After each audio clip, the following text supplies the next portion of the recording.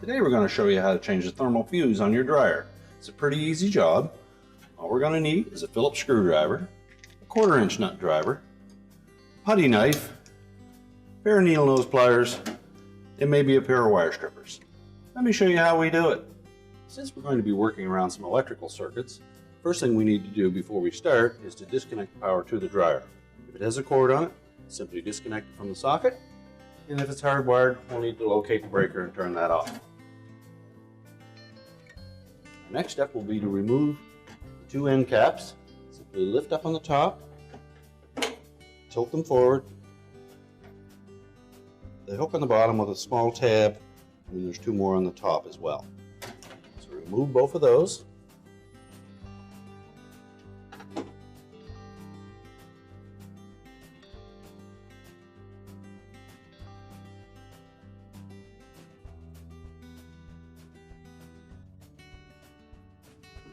That will expose a couple of Phillips screws, 1 on each side, that we'll need to remove.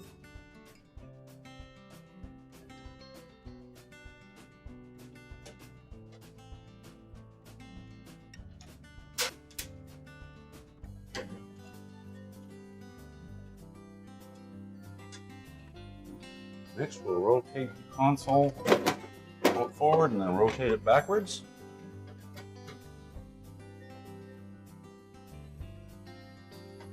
That will give us access to 3 1/4 inch hex head screws that we need to remove.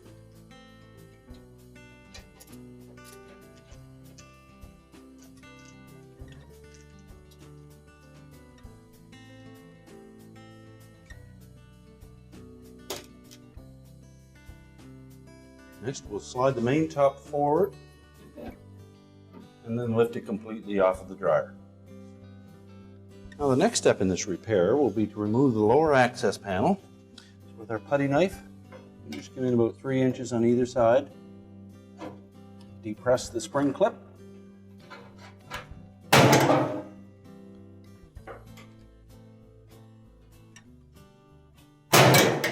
And pop the front panel forward. And we can lift it off of the 2 hooks on the bottom and set that aside. Now if your model has a door that lowers down, you'll need to remove 2 springs.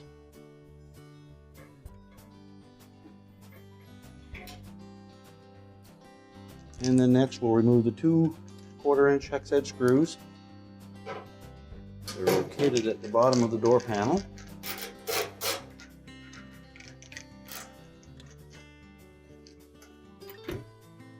Now if your model of dryer has an auto dry feature, you may need to remove this wire that goes to the sensor bars. And as well, we'll remove the wires from the door switch. Some switches will have 2 wires on them, and some will have 3. So take note of the location of each of those. Now we're ready to remove the front panel and bulkhead assembly. Simply lift up a little bit and pull forward. You probably have to lift the drum a bit to disengage it from the front drum rollers. Our next step will be to disengage the belt from the idler pulley. Idler pulley is located directly behind the blower here. Simply roll the belt off of the idler pulley, just pull the belt forward. You may need to pull the idler arm a bit to the left to take the tension off of it.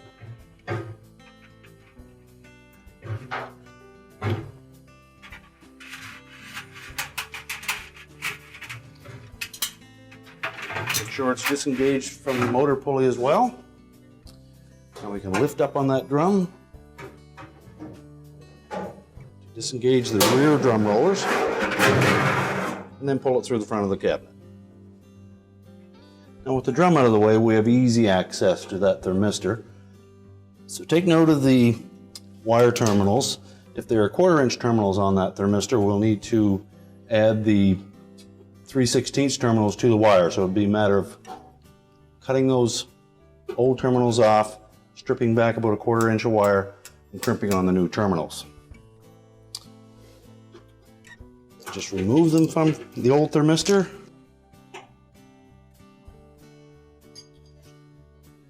It's held in place with 2 1/4-inch hex head screws.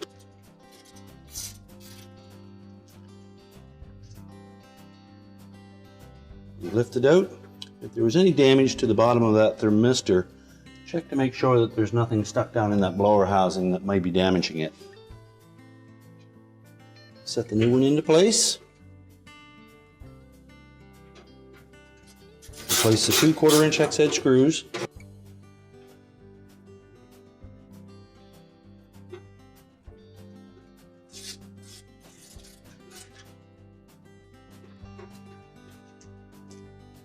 Place the 2 wires.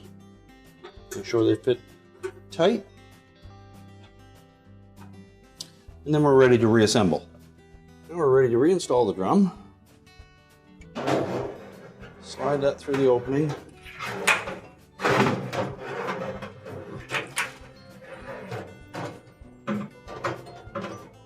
Make sure it's engaging the rear drum rollers. Next, we need to connect the belt to the motor pulley and the idler pulley. So we'll put some tension on the idler pulley spring by pulling it to the left. Lay the belt over top of the idler pulley.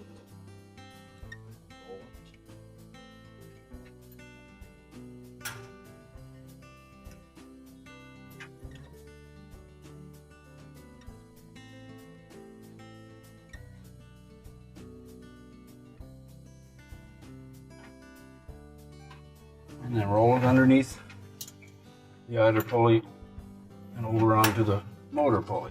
Make sure it's fitting firmly on the motor pulley and it's centered up on the idler pulley.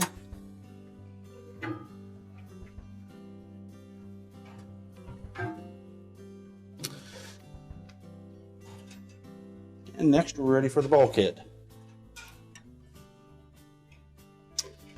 Now we'll engage this portion of the blower housing into this spring clip in front of the blower.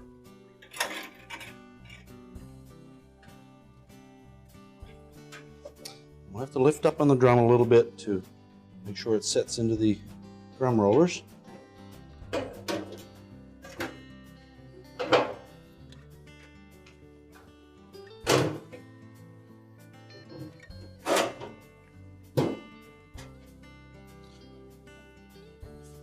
Make sure our springs are intact.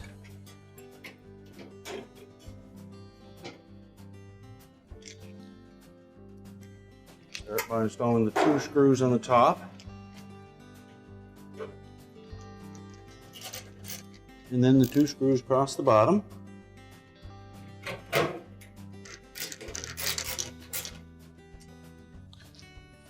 Next we'll reconnect the door springs. Yours has a tilt down door.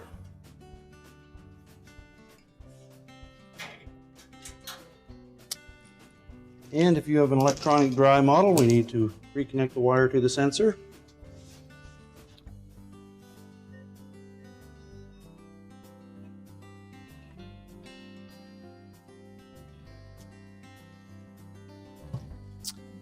And next, lower access panel. Make sure the 2 slotted holes in the bottom engage clips.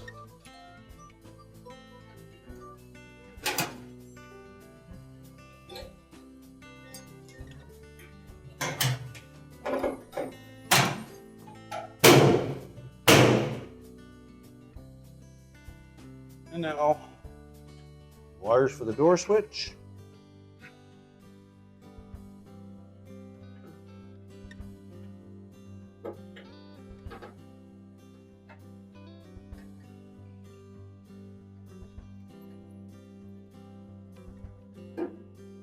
And we're ready to put the main top on.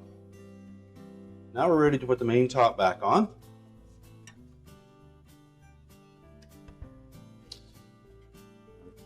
A couple of hooks at the front on either side that will engage this portion on the top. So we need to line those up.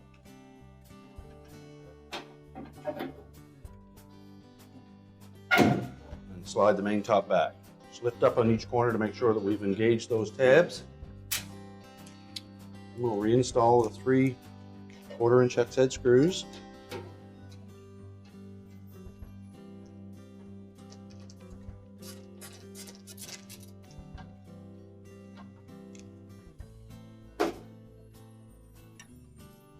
Next, we'll rotate the console back into position, making sure that we engage these 2 hooks on the bottom of the end caps, the slotted holes in the main top.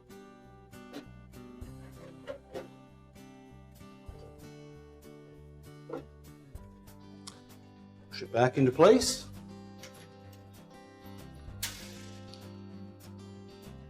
Install the 2 Phillips screws. Take care not to over tighten these.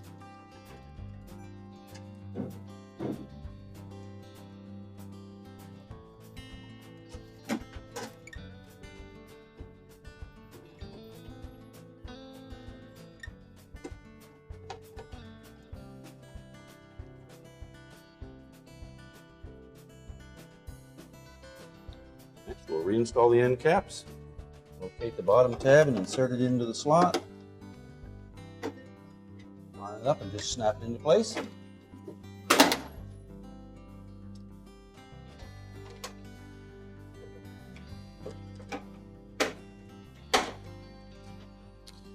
Now we're ready to reconnect the power, and our repair is complete.